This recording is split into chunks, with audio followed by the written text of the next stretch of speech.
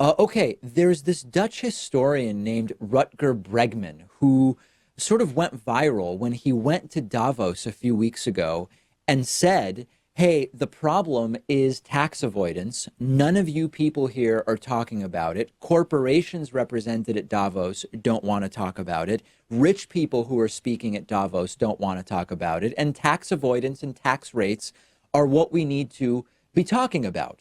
A very interesting clip that he participated in from Davos. This got Tucker Carlson from Fox News interested in Rutger Bregman. And in fact, Rutger Bregman recorded an interview on Tucker Carlson's program last week, but the interview was never aired.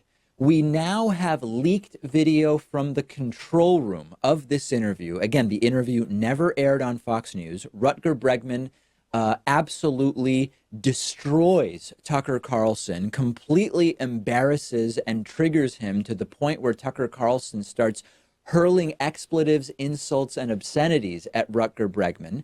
And this ran completely counter to the character that Tucker Carlson is known for and wants to portray, which is that of being completely in control at all times, being a master debater, all of that different stuff. It went south.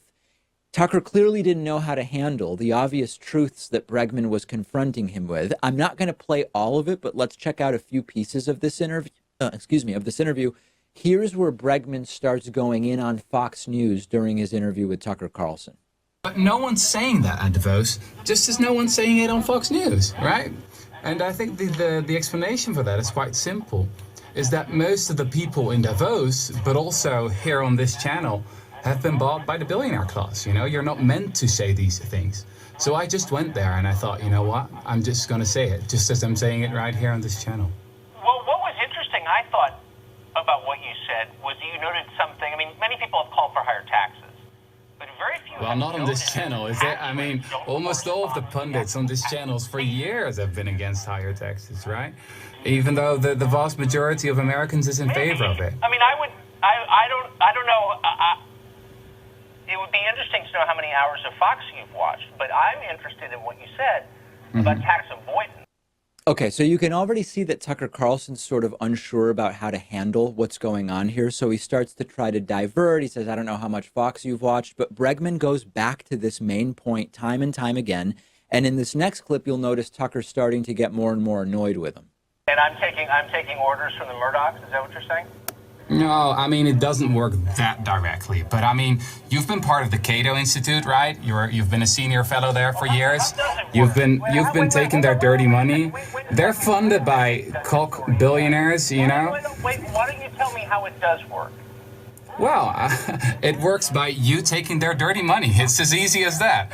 I mean, you are a millionaire funded by billionaires. That's what you are. And I'm glad you now finally jumped the bandwagon, you know, of people like Bernie Sanders and AOC. But you're not part of the solution, Mr. Carlson. You're part of the problem, actually. So later on, Tucker continues to get more and more annoyed, tells Bregman, you haven't even watched Fox News because it's not on in Europe. And of course, Bregman just points out that the internet exists. AOC, wait, but can I just say, and it's true, right? It's true, right? That all the anchors on Fox, they're all millionaires. How is this possible? Well, it's very easy. You're just not talking about certain things. Fox doesn't even play where you are. It doesn't play where you are. Well, have you heard of the internet? I can watch things whatever I want, you know?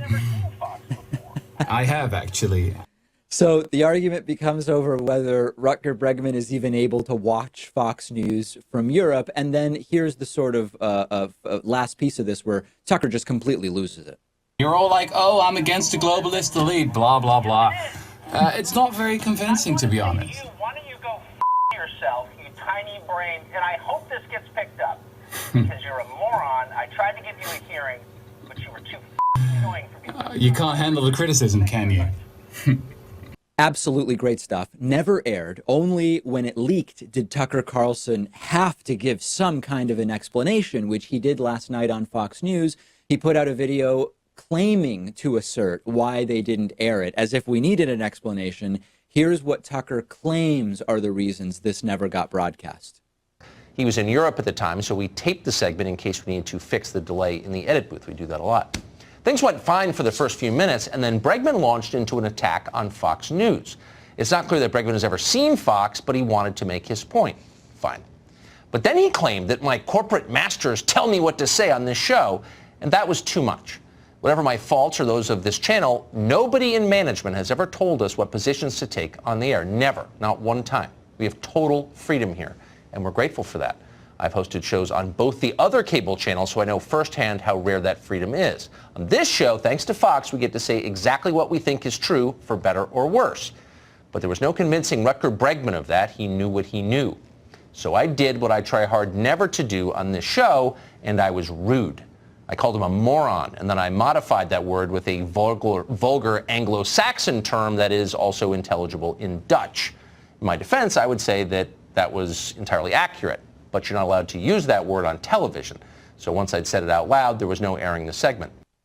These explanations make absolutely no sense. So first Tucker says, well, Bregman was rude and he said things that weren't true, so we canceled the segment. Well, wrong. People being rude to Tucker is sort of like how his show gets ratings, and people being rude to each other and yelling and making claims like this. It makes for great TV normally, as long as Carlson feels like he's still in control, and he would just call the guy out as rude if he hadn't lost control of the segment.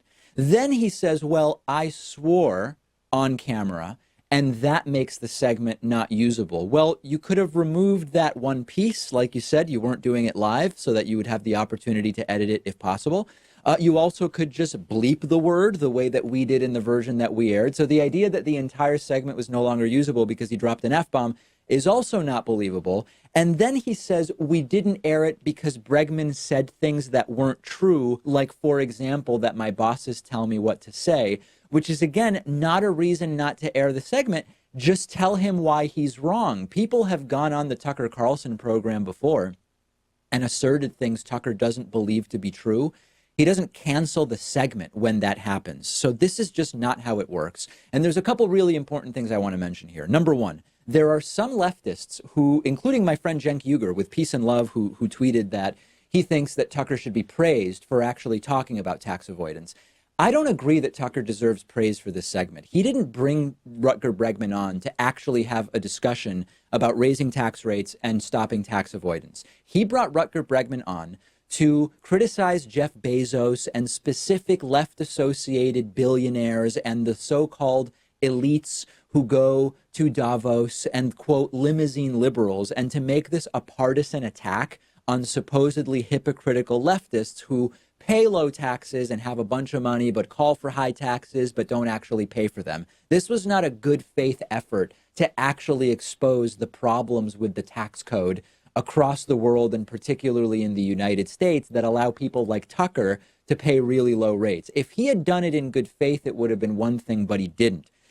And then lastly, the accusation that Rutger Bregman levies on Tucker as a millionaire controlled by billionaires on Fox News, that's actually not unique to Fox News. If you understand how corporate media works, you could make that argument about most of the people on CNN. You could make that argument about most of the people on MSNBC. Although, yes, on MSNBC, because of their editorial perspective, you do see more people talking about why economically it would be better to have higher taxes. You're still dealing with corporate structures where it's billionaires controlling millionaires. And even if they don't tell them what to say, this is the old RT defense. No one from Russia tells me what to say. They don't tell me to say pro-Russia stuff.